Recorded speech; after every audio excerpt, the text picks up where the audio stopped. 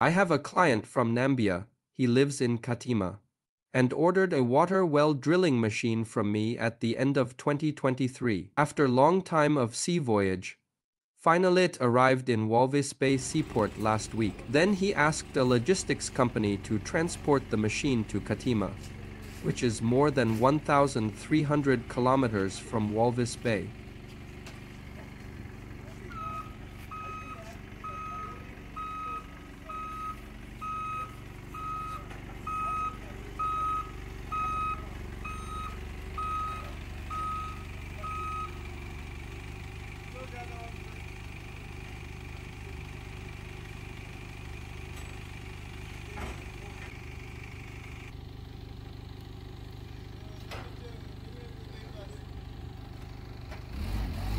From container to land logistics company's vehicle.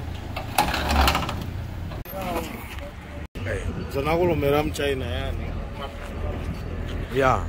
It is not easy for an overseas client to complete an order.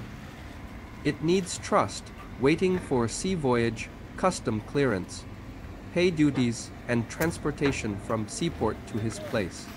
So we need to take every customer seriously and provide the best goods to them.